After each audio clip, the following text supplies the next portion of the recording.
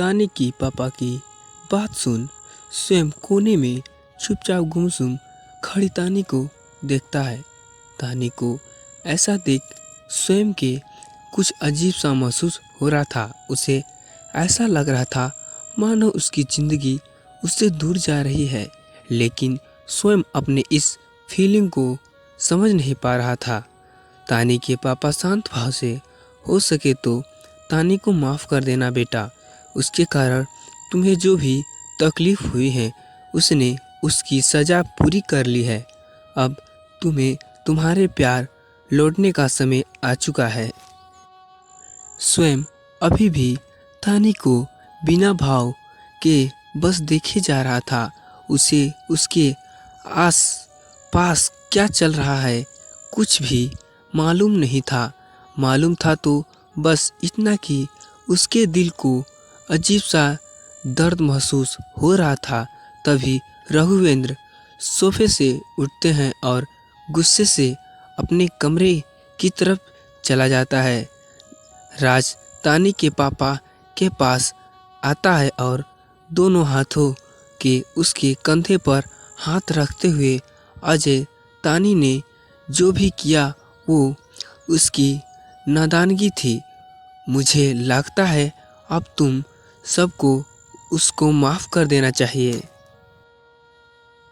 तानी के पापा उदासी से, राज मैं तानी को घर लेकर ज़रूर जा रहा हूँ, लेकिन मैं उसे माफ़ नहीं कर सकता।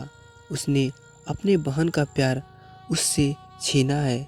उसने अपने पापा की इज्जत के बारे में भी नहीं सोचिए।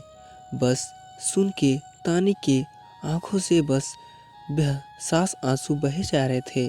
आज उसके पापा ने उसके सामने उसे माफ़ करने से इनकार कर दिया था। तानी मन में, मैंने एक इंसान से दिल से प्यार किया और उस प्यार को खुश रखने के लिए अपने पापा का भरोसा खो दिया। मेरे भाई का साथ खो दिया। क्या ये सही है? जिस इंसान ने मुझे कुछ समझा ही नहीं, मैंने उसके लिए अपना सब कुछ खो दिया। तानी बस सिर झुका के रोई जा रही थी। वहीं अथर्व और आरव निहाय से खड़े थे। तभी शोभ्या सोफे से उठती है और शोभ्या खुशी से, अब छोड़िए ये सब बातें, जो बीत गई उसके बारे में सोच के अभी का मूड क्यों खराब करना। अब तो बस कुछ ठीक हो ही चुका है। स्वयं को असली खुशी की बात बताई। वहीं शोभ्या की इस बात को सुन के स्वयं हैरानी से अपनी मॉम की तरफ देख रहा होता है।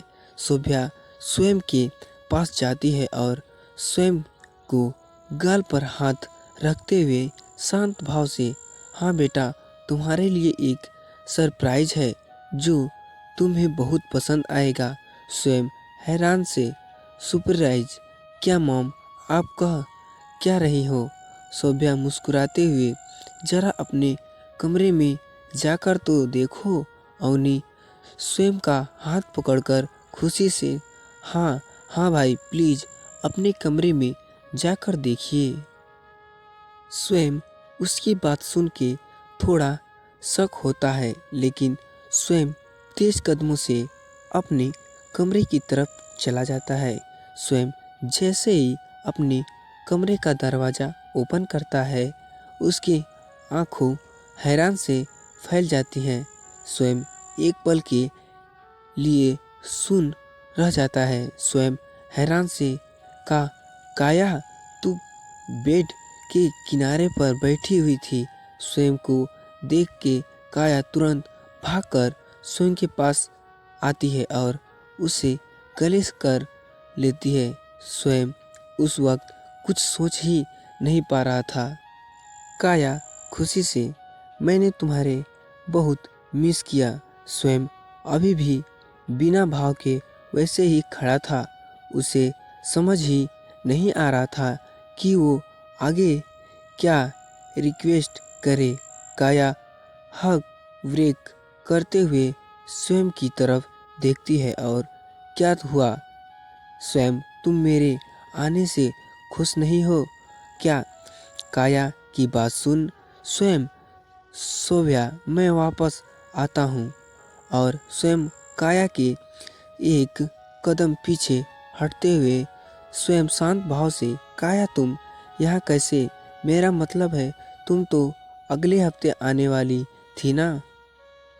काया स्वयं के पास जाती है और स्वयं के शर्ट के बटन को अपने उंगली फेरते हुए, हाँ लेकिन मैं तुम्हारे बहुत ज़्यादा ही मिस कर रही थी। और फिर मुझे पता चला कि तानी तुम्हें डाइवोर्स दे रही है, तो मुझे लगा ये सही टाइम है वापस आने का। काया की बात सुन स्वयं थोड़ा हैरान था, क्योंकि उसे नहीं मालूम था कि तानी उसे डाइवोर्स दे रही है। स्वयं अपने ऊपर से काया का हाथ हटाती है और बेड पे बैठते हुए स्वयं शांत भाव से, हम। काया अब जाकर बेड में स्वयं के बगल बैठती है और उसके हाथ पकड़कर काया शांत भाव से, तुम चुपचाप क्यों हो, तुम खुश तो हो ना। स्वयं शांत भाव से हम। स्वयं की बात सुन काया के चेहरे में एक हल्की सी स्माइल आ जाती है। काया अब स्वयं का फेस पकड़ते उसे अपने तरफ करती है और उसकी आंखों में देखती हुई काया धीमी आवाज़ से, मिस यू सो मच। स्वयं काया अब आगे बढ़ते हुए स्वयं के चीक पर किस करने ही वाली होती है, तभी स्वयं काया का हाथ झट कर बेड से उठ जाता है। स्वयं नाराज होते हुए, चो तुम क्या कर रही हो काया, ये ठीक नहीं है।